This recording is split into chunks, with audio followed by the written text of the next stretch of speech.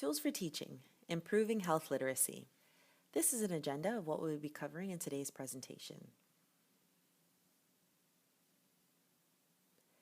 Health literacy is a degree to which individuals can obtain, process, and understand the basic health information and services they need to make appropriate health decisions. Nearly half of all American adults, about 90 million people, have difficulty understanding and using health information.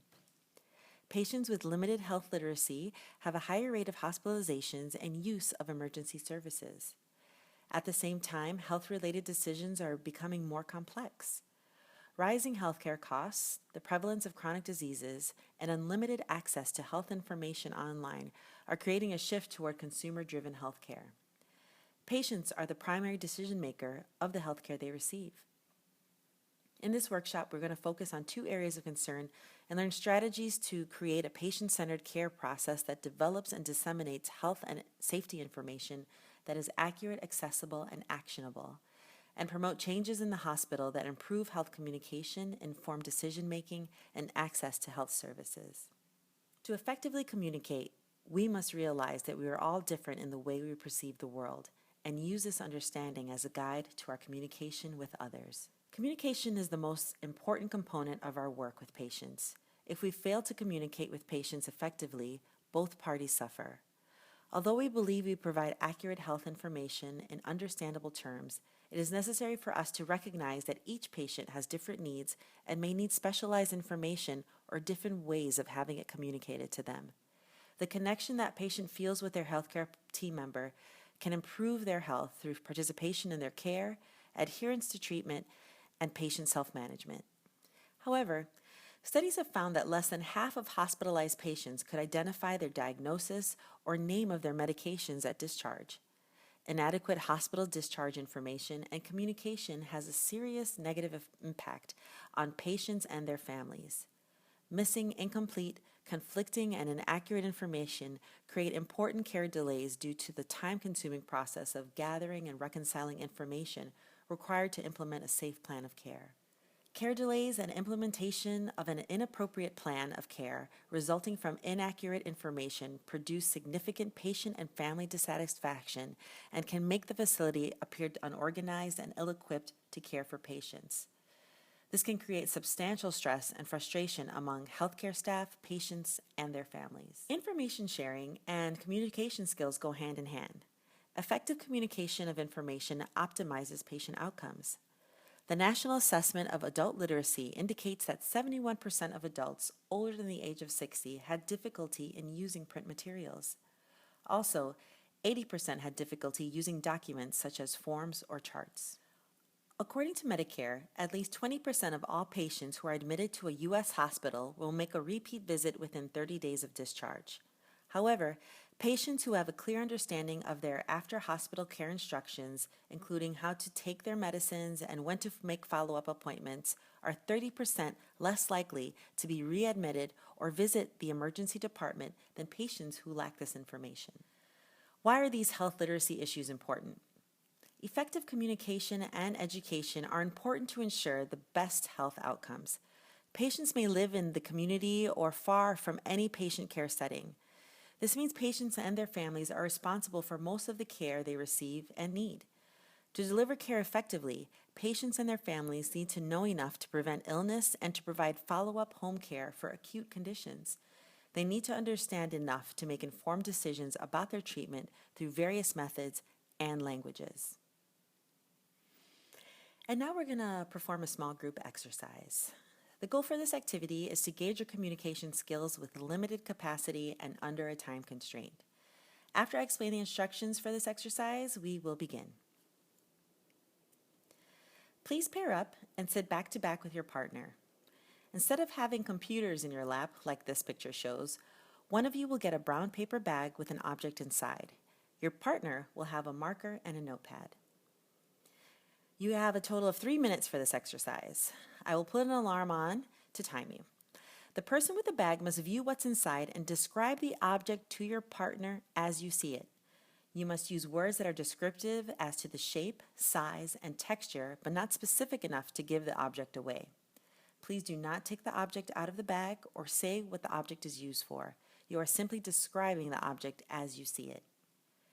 Now, the person with the notepad, you are drawing what you hear. You cannot ask questions during the first 2 minutes of the exercise. I will alert you when there is 1 minute remaining, and then the artist will have 1 minute to ask questions. At the end of 3 minutes, please be ready to show your object and the drawing of it. Begin activity. Now I'll invite the participants to come up by pairs and ask them, why were there differences between the object and the drawing? Was it the describing or was it the listening? Was it because there was a time limit to ask questions to clarify what was being described? What about not being able to see the person to get the visual clues of looking for understanding of what one is saying, whether it was nodding or frowning? What about the noise in the room? Was it a distraction when you want to listen to someone properly? I will ask the whole group, what should you do to create a good environment for listening? How should you behave to show you are listening to someone? Cultural differences can also be a barrier to effective communication. Because culture is a part of context, it may be difficult to notice. While the patient and the healthcare professional may appear to inhabit the same cultural context, they may come from different backgrounds. Differences in age or occupation, or whether a person is from a rural, suburban, or urban background may affect the expectations of health professionals and their patients. For example, behavior that may appear rude to a middle-aged nurse may be the norm for an adolescent, while questions that may appear intrusive or condescending to an adolescent may just be part of the job for the nurse. As important as it is to be alert for cultural differences, it is also important to avoid stereotyping. If the patient is wearing traditional dress, is speaking another language, or is much older or younger than the health professional, cultural differences may be expected, but it would be wise to check before acting on this assumption. A common occurrence of stereotyping is the assumption by clinicians that patients will not change their health-related behaviors. Neglecting to tell a patient that by reducing her weight she can avoid diabetes, or neglecting to tell a patient about the potential health consequences of his binge drinking is unfair to these patients. Health professionals should be careful to not allow preconceptions to prevent the provision of essential health information. Language is the most obvious medium of communication. Healthcare organizations are now required to provide language interpreters or employ other means to assure that oral and written communication in both directions is accurate and meaningful. Some organizations use staff members as interpreters, but non-clinical staff may not have the necessary background to communicate clearly about clinical issues.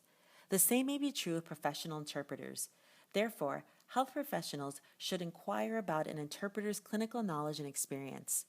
Telephone interpreter services are sometimes awkward to use, but they are readily available almost anywhere. Here are some strategies to use for effective patient communication. Appreciate why communication can be hard for patients. Patients can find it difficult to participate in health conversations. They may feel fear or ashamed to admit not understanding medical terms or asking questions. As you know, when faced with health challenges, it is difficult to communicate clearly when feeling vulnerable. Honor the patient's experience. Patients are experts on what it's like to live with a disease or a health condition.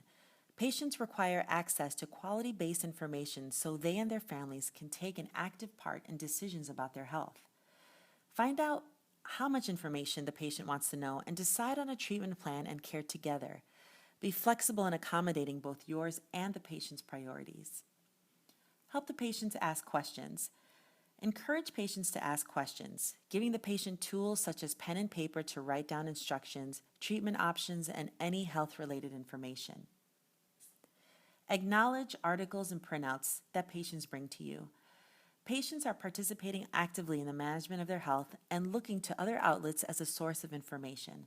For example, searching for health information online using general purpose search engines such as Google is the third most common use of the internet. Let patients know that you are open to suggestions and questions from these other sources. It may be also helpful to discuss how some of this information can be incorrect or biased. Confirm that you and your patients understand each other. Make sure to pause during conversation with patients and again at the end of the appointment to allow the patient to repeat the information you both discussed in their words. Utilize methods such as the teach-back technique. Help patients learn more. Always have a list of resources available for patients. This can include books, articles, websites, and associations. There are many tools available that we can use to create and foster quality patient education.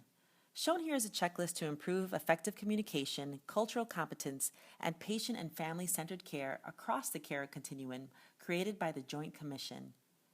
Tools such as this can help to evaluate and compare the understandability and actionability of patient education materials. They are also designed as a guide to help determine whether patients will be able to understand and act on the information.